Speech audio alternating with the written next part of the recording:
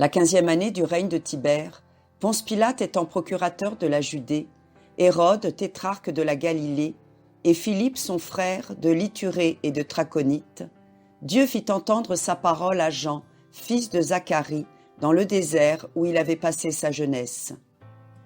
Jean parut sur les bords du Jourdain, prêchant le baptême de la pénitence. Il portait un vêtement tissé de poils de chameau, serré autour des reins par une ceinture de cuir. Sa nourriture était du miel sauvage et des sauterelles. « Faites pénitence !» criait-il, « car le royaume de Dieu est tout proche. » Au bruit de cette ardente prédication, les Juifs s'émurent. Les habitants de Jérusalem, de la Judée, de la Galilée même, se pressaient autour du prophète. Ils confessaient leurs péchés et ils les baptisaient dans les eaux du Jourdain. Toutes les classes indistinctement subissaient l'influence exercée par Jean.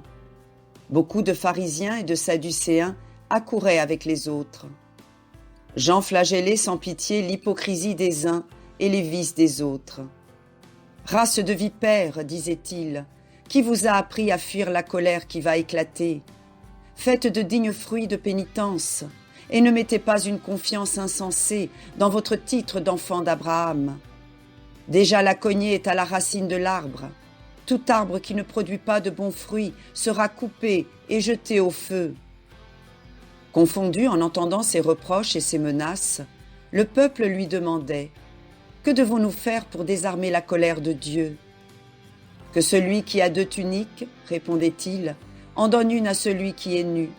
Que celui qui a de quoi manger partage avec celui qui a faim. » Aux publicains, collecteurs d'impôts, qui se présentaient aussi pour recevoir le baptême, Jean disait « Soyez justes, n'exigez rien de plus que ce qui vous est prescrit. » Et aux soldats, « N'usez de fraude ni de violence envers personne, contentez-vous de votre solde. » L'émotion devenait de plus en plus grande. Les Juifs, qui soupiraient après la venue du Libérateur, pensaient que Jean était peut-être le Messie. Il leur dit « Pour moi, je vous baptise dans l'eau, mais un plus puissant que moi viendra, dont je ne suis même pas digne de délier la courroie de ses sandales. Celui-là vous baptisera dans l'Esprit Saint et le feu. » Un jour que Jean baptisait sur les bords du Jourdain, il aperçut dans la foule Jésus qui venait à lui. Saisi d'étonnement, il recule et dit « C'est toi qui dois me baptiser, et tu viens à moi ?»« Laisse-moi faire, » répond Jésus, « car il faut que nous accomplissions ainsi toute justice. » Jean ne résiste plus et, sans ajouter un mot, il baptise le Sauveur. En ce moment fut manifestée ouvertement la divinité de Jésus. Lorsqu'il fut sorti de l'eau, les cieux tout à coup s'ouvrirent. L'Esprit Saint descendit sur lui sous la forme d'une colombe, et une voix partant du ciel fut entendue.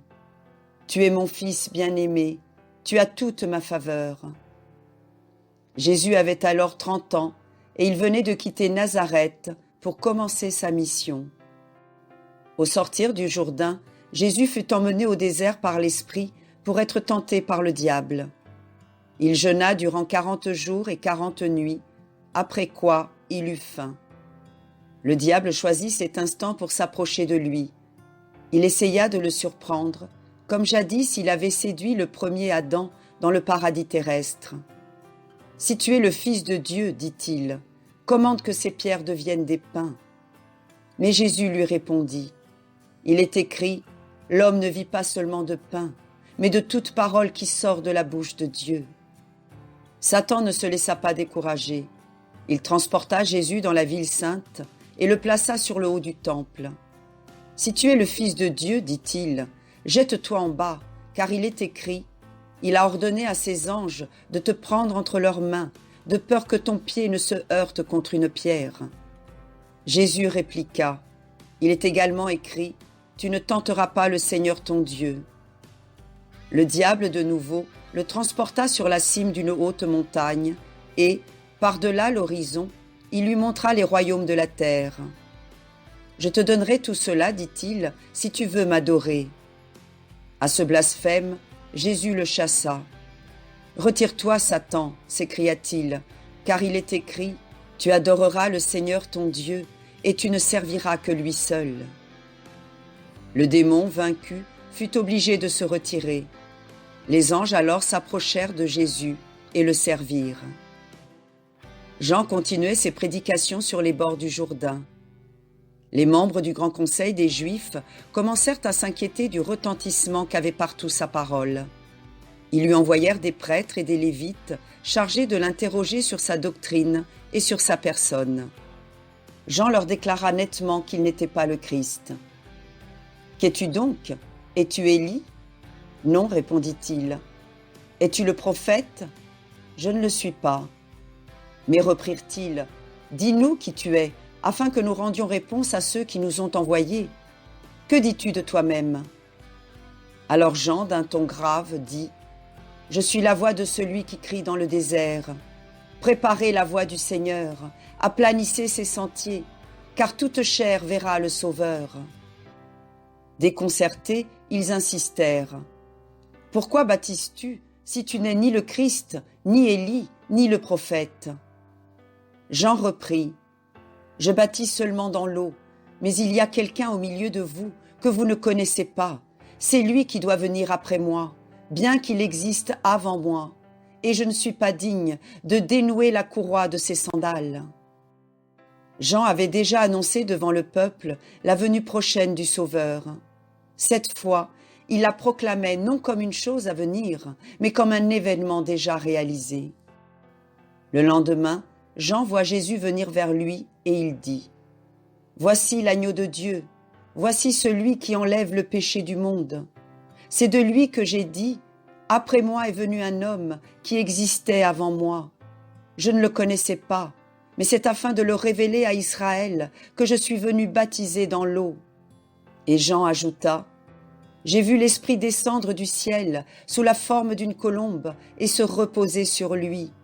Je l'ai vu et je lui ai rendu ce témoignage qu'il est le Fils de Dieu. » Le jour suivant, Jean se trouvait encore au même lieu avec 2 de ses disciples. Voyant Jésus qui passait, il éleva la voix et s'écria encore, « Voici l'agneau de Dieu !» À ces mots, les 2 disciples qui étaient présents quittèrent leur maître et suivirent Jésus. Jésus s'éloignant en marchant le long des rives du Jourdain. Tout à coup, il s'aperçut qu'on le suivait. Il se tourna et voyant 2 jeunes gens, il leur dit, « Que cherchez-vous » Eux lui dirent, « Maître, où demeures-tu » ? « Venez et voyez, leur dit Jésus. Ils l'accompagnèrent et demeurèrent ce jour-là avec lui. Ces 2 disciples se nommaient Jean et André. C'étaient 2 pêcheurs de Galilée, à l'âme pleine de feu et d'énergie. Dès qu'ils connurent le Messie, ils n'hésitèrent pas à s'attacher à lui, tant l'impression que leur avait faite la parole de Jésus avait été saisissante. André alla aussitôt chercher Simon son frère. « Nous avons trouvé le Messie, lui dit-il, et il l'amena à Jésus. » Jésus arrêta fixement son regard sur Simon et lui adressa ce mot plein de mystère et de promesses. « Tu t'appelles Simon, fils de Jean. Désormais tu t'appelleras Céphas, c'est-à-dire Pierre. » Le lendemain de la vocation de Pierre, Jésus, se disposant à retourner en Galilée, rencontra Philippe et lui dit « Suis-moi » Avant de quitter la vallée du Jourdain, Philippe courut à un de ses amis nommé Nathanaël et lui annonça la bonne nouvelle. « Nous avons trouvé celui dont Moïse et les prophètes ont écrit. C'est Jésus de Nazareth. » Nathanaël était assis sous un figuier. « Peut-il sortir quelque chose de bon de Nazareth ?» répondit-il. « Viens et vois » répliqua Philippe. Jésus, le voyant venir, dit à ceux qui l'entouraient, « Voici un vrai Israélite en qui il n'y a pas de ruse. » Nathanaël, étonné, dit, « D'où me connais-tu pour me parler ainsi ?» Jésus répondit, « Avant que Philippe t'appelât, je t'ai vu sous le figuier. » Il devait y avoir dans ces simples paroles quelque allusion aux pensées qui occupaient l'esprit de Nathanaël, car il s'écriait avec un élan de foi admirable, « Maître, tu es le Fils de Dieu, tu es le roi d'Israël. »